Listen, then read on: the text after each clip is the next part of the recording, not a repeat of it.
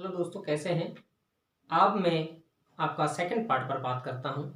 वो है आपका उत्तर का विशाल मैदान, या आपका कहें नॉर्दर्न प्लेन्स रीजन, या इसको कहते हैं आपका उत्तर का महान मैदान। उस पर हम पहले बात करते हैं। पहली चीज है उत्तर का मैदान कहाँ है हमारा। प्रायद्वीप पठार दक्षिण वाले भाग में, और उत्तर में हिमालय पर्वतीय प्रदेश। उसके मध्य का भाग है वो उत्तर का विशाल मैदान कहलाता है।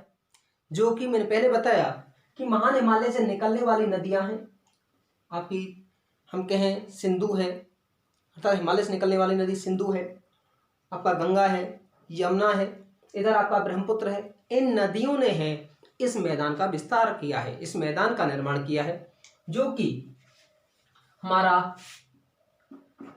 7 लाख वर्ग किलोमीटर क्षेत्रफल में फैला है। भारत का सबसे महत्वपूर्ण भूभाग है, जहां पर भारत की 40% जनसंख्या निवास करती है। दूसरा है ये सबसे उपजाऊ भूभाग है, यहाँ पर सारी फसलें हैं, खासकर है गेहूं है, चावल है, गन्ना है, इस तरह की फसलें हैं यहाँ आपका उगाई जाती हैं। इस मैदान का क्योंकि नदियों ने इसका निर्माण किया है, तो ये कैसा होगा, आपका उपजाऊ भूभाग है। इसमें यह मैदान चौड़ाई में हम बात करते हैं तो ये 240 किलोमीटर से लेकर के 320 किलोमीटर की चौड़ाई में है, और जितनी हिमालय की लंबाई है उतनी ही इसकी लंबाई, अर्थात ये 2400 किलोमीटर की लंबाई में विस्तृत है। दूसरा आपका आता है, इसका भी विभाजन हम क्षैतिज और लंबवत आधार पर कर सकते हैं। यदि हम पहले बात करते हैं आपका लंबवत आधार पर, तो लंबवत आधार पर अगर बात करते हैं तो पहली चीज इसका विस्तार कहाँ कहाँ है। पंजाब, हरियाणा, उत्तर प्रदेश, कुछ उत्तराखंड का हिस्सा है, आपका बिहार, आपका उत्तर, कुछ झारखंड का हिस्सा, पश्चिम बंगाल और असम राज्यों में ये आपका विस्तृत है। यदि मैंने कहा इसको लंबवत विभाजन इसका करते हैं तो इसमें पहले आपका पंजाब हरियाणा का मैदान,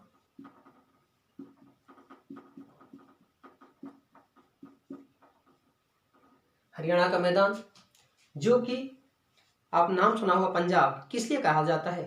आप लोग पढ़ते होंगे कि 5 नदियों का क्षेत्र, नहीं, 5 दोआबों का क्षेत्र, इंटरफ्लो एरिया। इंटरफ्लो एरिया कैसे है, एक रिवर इधर से आ रही है, एक रिवर इधर से आकर के मिलती है, तो इनके बीच का क्षेत्र जो आपका उपजाऊ होगा उसे दोआब कहा जाएगा।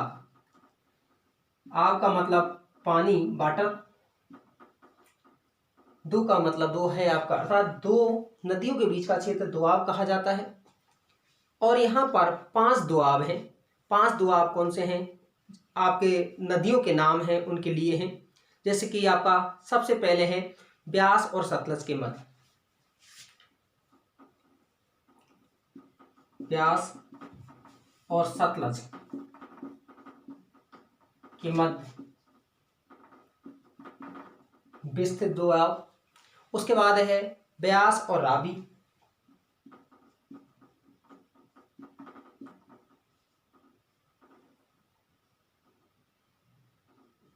इसे कहते हैं आपका बारी दोआब। उसके बाद है रावी और चिनाब,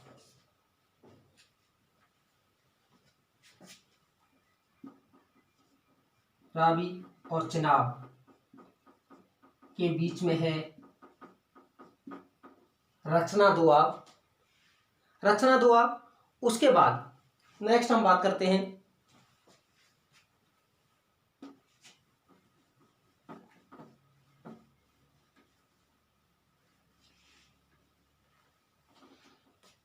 चिनाब और झेलम के बीच, चिनाब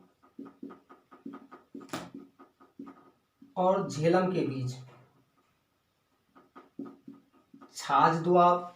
और नेक्स्ट है झेलम, सिंधु और चिनाब, झेलम, सिंधु और चिनाब।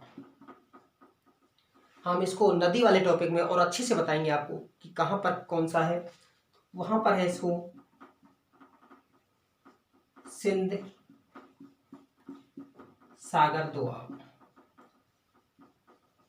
अर्थात ये 4 आपका 5 भागों का क्षेत्र है। इस कारण से पंजाब कहा जाता है। और आपको पता होगा भारत में जो गेहूं का खरीदारी जो भारत सरकार के द्वारा की जाती है, एफसीआई के द्वारा की जाती है, उसका 50% लेवी के रूप में है, गेहूं पंजाब हरियाणा से होता है।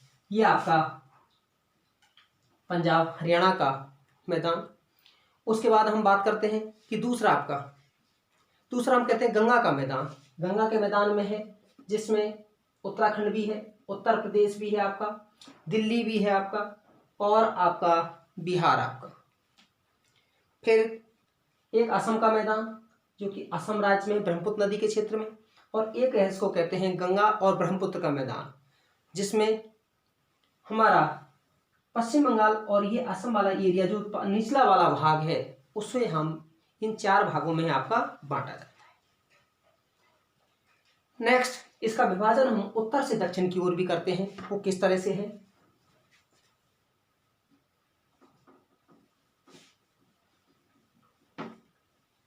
ये तो हुआ हमारा लंबवत वर्गीकरण। अब क्षैतिज,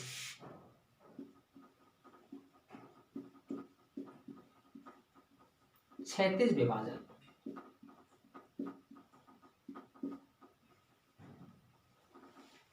मैंने कहा यहां से रिवर निकली, और रिवर निकलने के बाद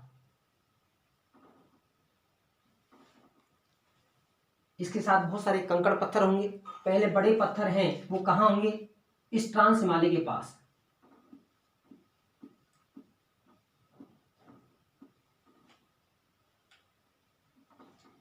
उसके बाद है छोटे कण होंगे, अर्थात वो आपके इस तरह से।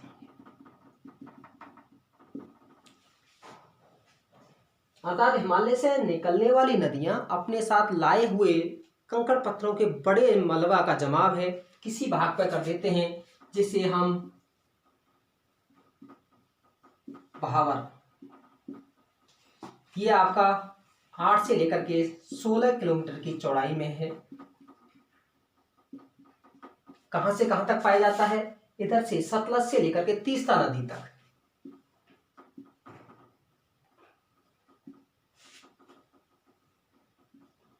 सतलज से तीस्ता नदी पर। अब मान लीजिए यहां पर ये कंकड़ है,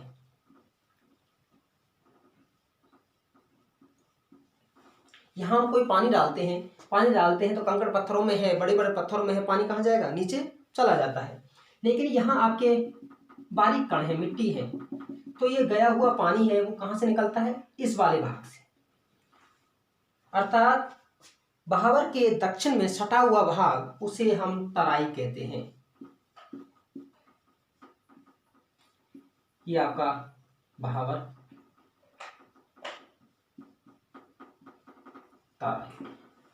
तराई का मतलब तर, जहां दलदली भूभाग है वो आपका पाया जाएगा। इसकी चौड़ाई है वो 10 से लेकर के 20 किलोमीटर के मध्य है आपकी पाई जाती है।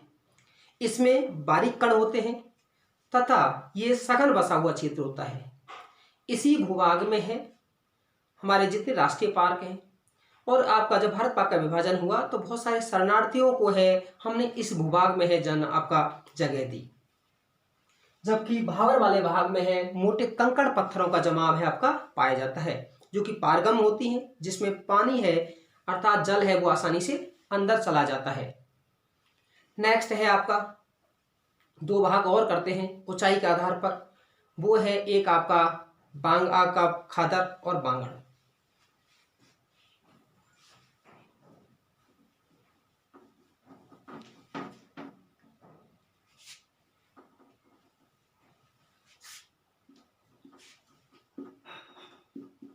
खादर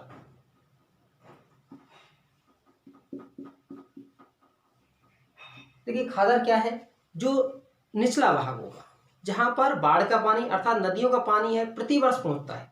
जब आप बताइए नदियों का पानी जब प्रतिवर्ष आएगा, हर वर्ष नदी की नाली इस वाले भाग पर आती है, तो यहाँ पर जो आपका बारीक परत है, अच्छा उपजाऊ भागों की परत है वो जमाव करेगी, जो परतों को जमाव करेगी, क्योंकि हर वर्ष हम जब फसल उत्पादन करते हैं तो भूमि की उर्वरा शक्ति कम होती है, फर्टिलिटी कम होती है।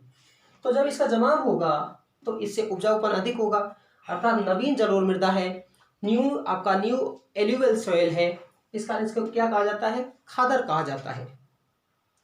दूसरा है बांगड़, कहीं आपने है नदी कहीं बाढ़ का मैदान का निर्माण करती है और कहीं पर ऊंचे भूभाग इस तरह से आपको बना देती है, तो ये ऊंचा भूभाग है उसे बांगड़ कहा जाता है, जिसमें कंकड़ पत्थर भी पाए जाते हैं, जिन्हें स्थानीय भागों में कहीं पर है कंकड़ है वो कहा जाता है, कंकड़ कंकड़ कहा जाता है।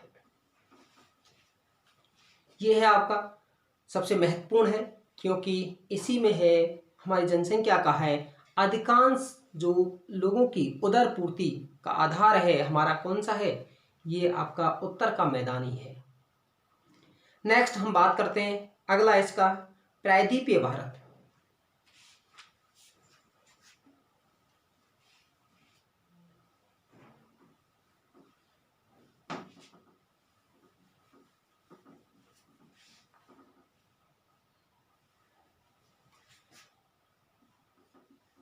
तीसरा आपका प्रायद्वीपीय भारत से पहले हम इसको थोड़ा सा इस पर बात कर लेते हैं, आपका भारतीय मरुस्थल।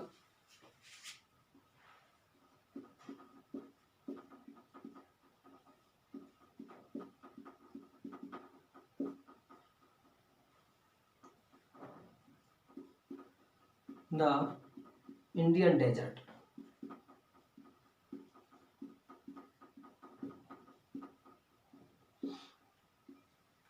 देखिए थार का मरुस्थल का विस्तार कहाँ है, पश्चिमी राजस्थान, दक्षिण पश्चिम पंजाब हरियाणा का एरिया है, कुछ गुजरात का भी एरिया है, उत्तरी गुजरात का एरिया है। देखिए मरुस्थल किसे कहा जाता है, जहां पर जल की मात्रा 25 सेंटीमीटर से कम होती है उसे हम मरुस्थल कहते हैं।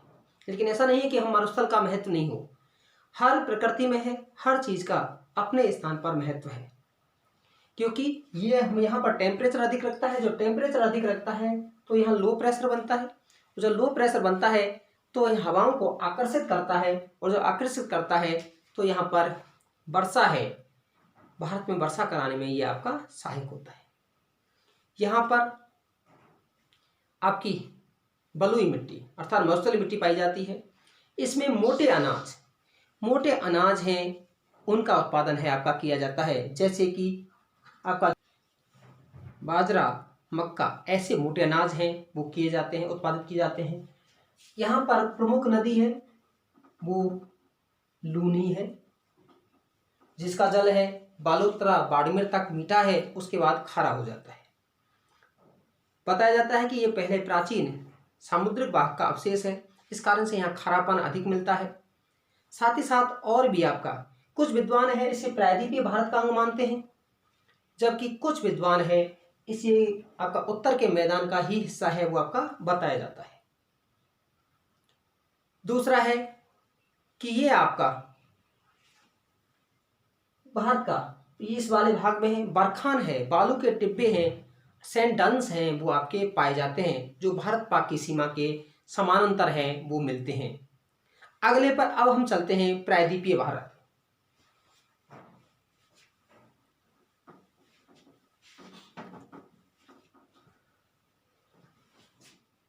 फोर्थ पार्ट है आपका प्रायद्वीपीय पठार कह लीजिए या प्रायद्वीपीय भारत, द पेनिनसुलर प्लेट्यू।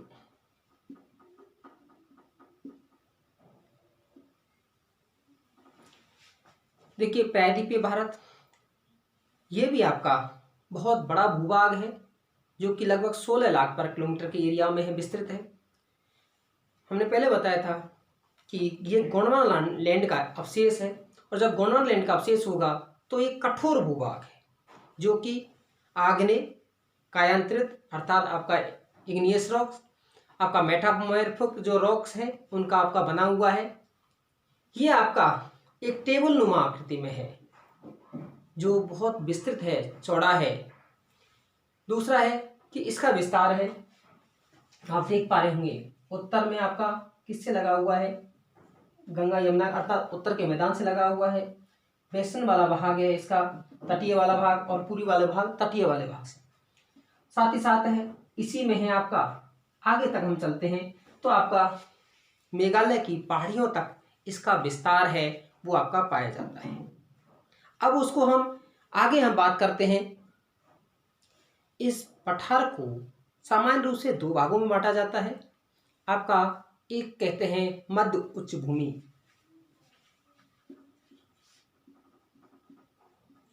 मध्य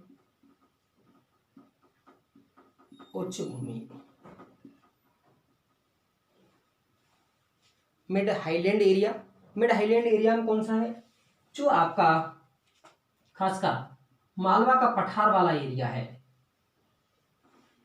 जिसमें इसके पश्चिम वाले भाग में अरावली, यहाँ आपका विंध्याचल पर्वत, इस वाले भाग में इसका विस्तार है आपका बुंदेलखंड, बघेलखंड के एरिया और छोटा नागपुर तक है वो आपका पाया जाता है, जो कि नर्मदा नदी से उत्तर में है, ये आपका मिलता है। दूसरा है ये कठोर चट्टानों वाला भाग है, यहाँ से जो निकलने वाली नदियां हैं इस वाले भाग में है आपका चंबल है, सोन है, बेतवा है, कैन है, इस तरह की नदियां हैं आपकी यहाँ से निकलती हैं। नेक्स्ट है दूसरा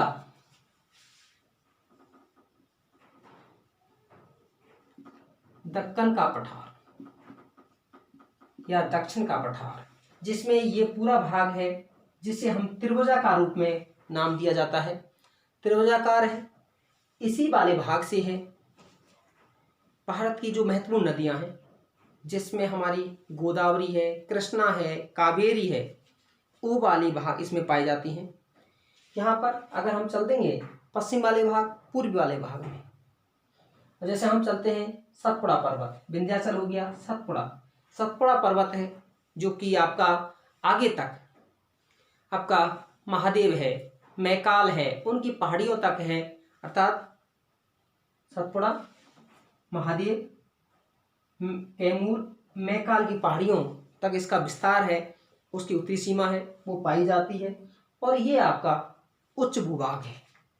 प्रायद्वीपीय भारत को हम पहले कठोर भूभाग माना जाता था कि इसमें कोई भूकंपीय घटना है वो नहीं होती है, लेकिन 1993 का आया कोयना भूकंप ने इससे अस्थिरता को प्रमाणित कर दिया।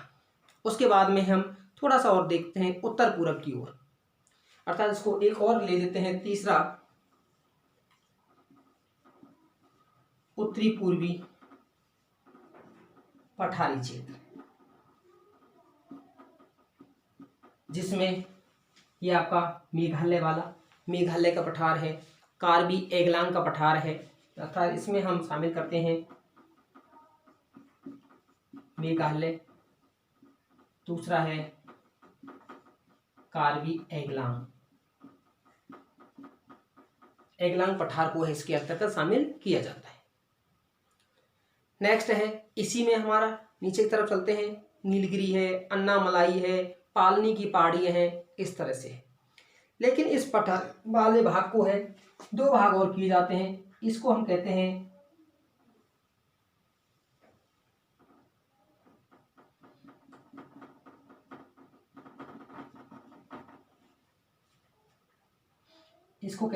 पश्चिमी घाट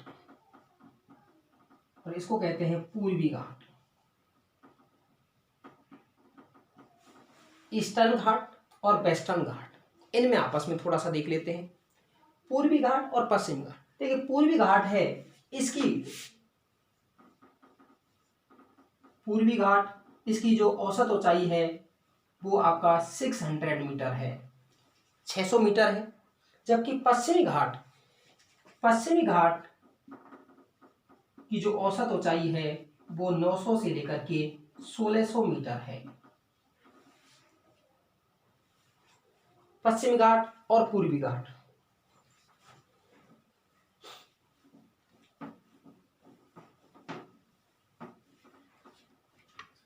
मैक्सिमम नदियां हैं पश्चिम घाट से निकलती हैं और आपका बंगाल खाड़ी में गिरती हैं। जब बंगाल खाड़ी में गिरती हैं तो पूर्वी वाला भाग, जब नदी आप इधर से निकलेंगी तो ये वाला भाग पूर्वी घाट कैसा होगा, काठा पठा होगा।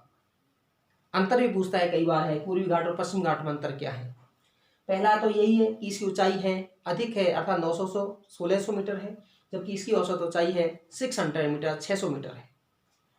ये भाग है स्थिर है, खड़े ढाल वाला है अर्थात, जबकि ये वाला भाग है कटापटा है, क्योंकि नदियां हैं आपकी आपकी महानदी, गोदावरी, कृष्णा, कावेरी नदियां हैं, जो बड़ी नदियां हैं दक्षिण प्रायद्वीपीय भारत की, वो बंगाली खाड़ी में गिरती हैं।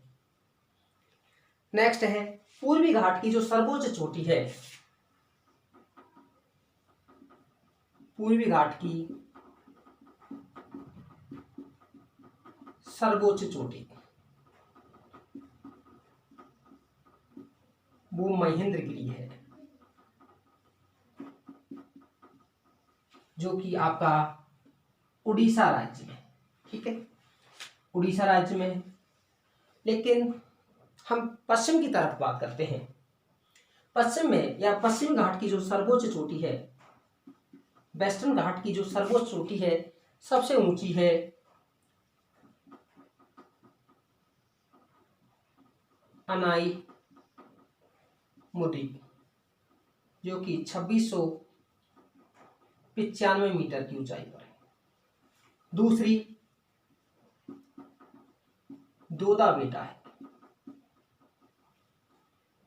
2667 मीटर है, अर्थात पश्चिम घाट की सबसे ऊंची चोटी। अगर हम इसको यह कहें हिमालय के बाद यदि सर्वोच्च चोटी है तो दोदा बेटा है, क्योंकि मध्य में आपका यहाँ अरावली है, इस अरावली में आपकी माउंट आबू है, जो कि 1727 मीटर है।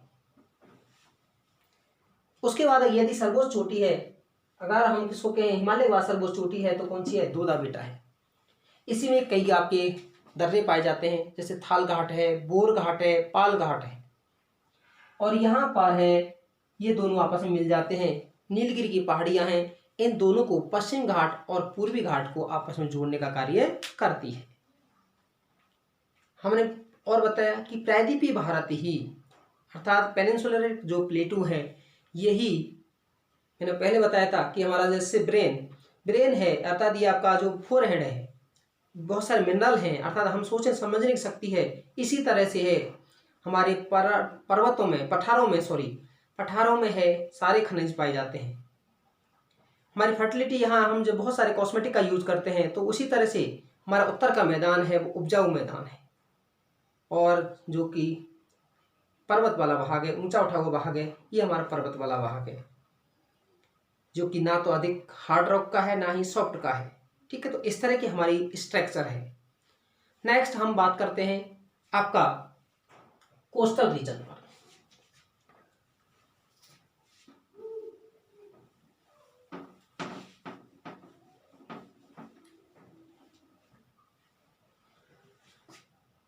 तीसरा है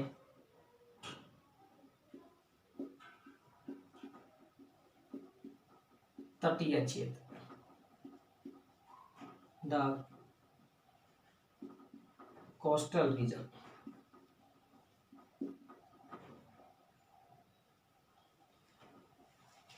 देखिए तटीय क्षेत्र के भी दो भाग हमने किए हैं। एक है आपका पश्चिमी तटीय क्षेत्र,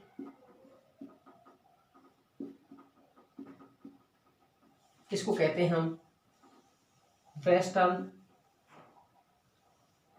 कोस्टल रीजन, और इसको कहते हैं हम आपका ईस्टर्न कोस्टल रीजन। इन पर भी हम बात कर लेते हैं कि पश्चिमी तटीय क्षेत्र और पूर्वी तटीय क्षेत्र। देखिए ये आपका जो नदी का क्षेत्र है, समुद्र के तट वाला भाग है, जो कि हमारा उपजाऊ है, इसको भी हम अलग अलग भागों में विभाजित करते हैं, जो कि हमारा इस पश्चिमी तटीय क्षेत्र, जिसको हम 4 भागों में है आपका विभाजित करते हैं। इसे हम गुजरात तटीय, जो गुजरात के पास है, उसके बाद है मुंबई से लेकर के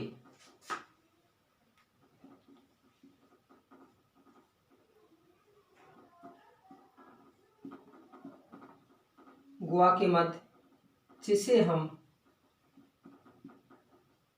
कोंकण तट कहते हैं, और गोवा से लेकर के है कर्नाटक वाले एरिया में है। तीसरा है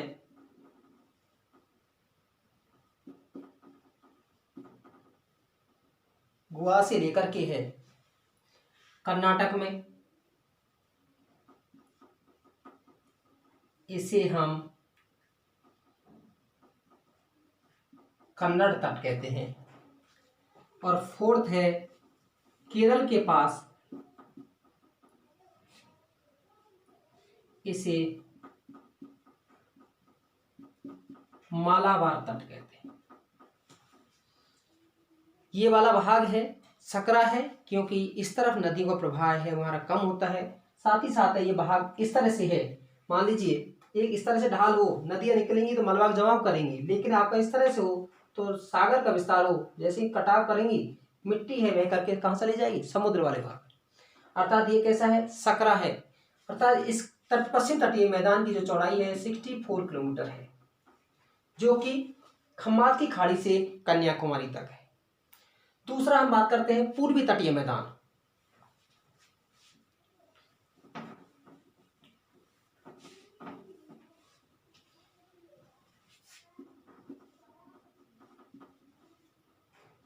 पूर्वी तटीय मैदान,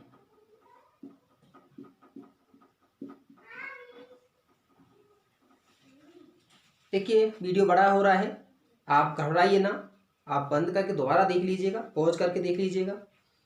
और साथ ही साथ है कोई सुझाव हो तो मुझे ज़रूर बताइएगा। आप ज़्यादा से ज़्यादा लाइक शेयर सब्सक्राइब जरूर कीजिएगा, क्योंकि अगर आप सब्सक्राइब अधिक करेंगे तो आपके पास है मैसेज है वो आपके पास आ जाएगा। दूसरा है पूर्वी तटीय मैदान। मैंने कहा कि यहाँ से निकलने वाली नदियाँ हैं पूर्व वाले भाग की ओर गिरती हैं, अर्थात बंगाली खाड़ी में गिरती हैं। और जब बंगाल खाड़ी, ये कहाँ से कहाँ है, पूर्वी घाट और बंगाल खाड़ी के मध्य, इसकी चौड़ाई है आपकी अधिक है। अर्थात ये आपका 160 किलोमीटर तक चौड़ा है, कहीं 200 भी है, जो कि उपजाऊ भूभाग है।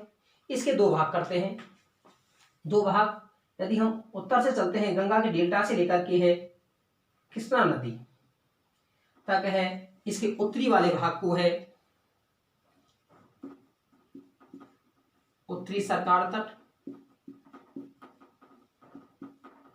उत्तरी सरकार तट, अर्थात नॉर्दर्न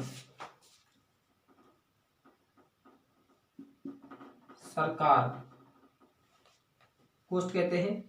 दूसरा है कृष्णा से लेकर के दक्षिण तक कन्याकुमारी तक है, इसे कोरोमंडल,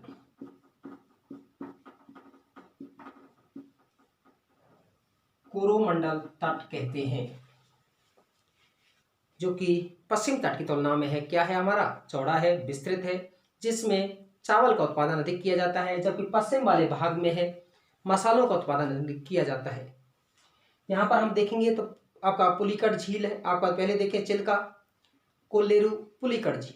पश्चिम वाले भाग में है बेम्बनाथ झील, अर्थात यहाँ लेगून पाए जाते हैं, कहाँ पर, पश्चिमी तटीय वाले भाग में, और खासकर है केरल वाले भाग।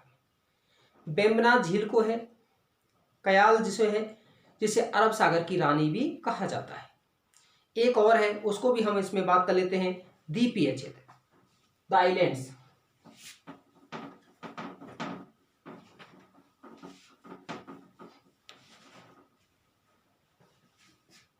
सिक्स वाला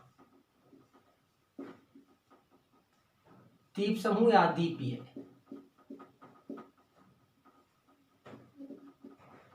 द आइलैंड्स। देखिए द्वीप समूह भारत में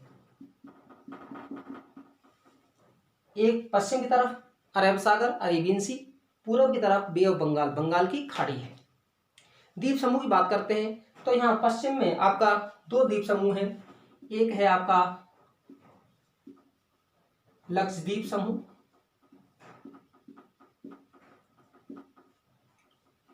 ये हमारा प्रवाल निर्मित द्वीप समूह है।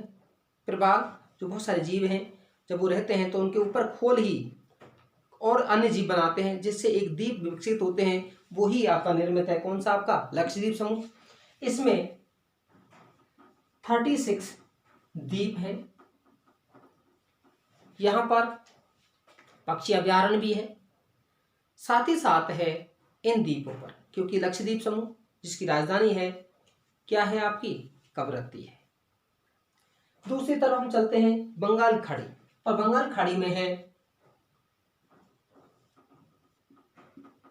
Andaman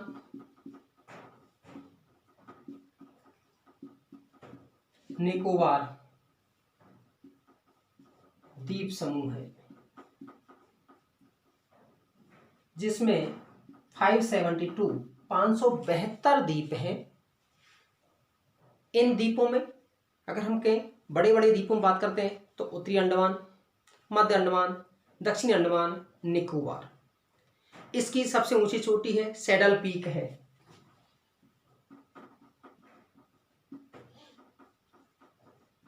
saddle peak 738 metre. Andaman Nicobar द्वीप समूह की राजधानी है पोर्ट ब्लेयर है।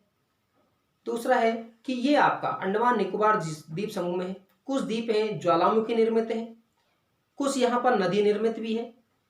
अर्थात उत्तर की तरफ अगर आपका हम बात करते हैं आपका प्रायद्वीप आपके भारत से सटा हुआ भाले भाग में। दूसरा है कुछ ज्वालामुखी द्वीप हैं जैसे बैरन द्वीप समूह। लेकिन अंडमान द्वीप समूह में 3 तरह के द्वीप समूह हैं, कुछ प्रवाल निर्मित हैं, कुछ ज्वालामुखी क्रियाओं के द्वारा निर्मित हैं, और कुछ आपके जलोढ़ के द्वारा निर्मित द्वीप समूह हैं। ये था हमारा जो भारत का भौतिक विभाजन के संदर्भ में अर्थात फिजियोग्राफिक डिवीजन ऑफ इंडिया। कैसा लगा आपको? आप ज़्यादा से ज़्यादा लाइक शेयर सब्सक्राइब कीजिएगा। धन्यवाद।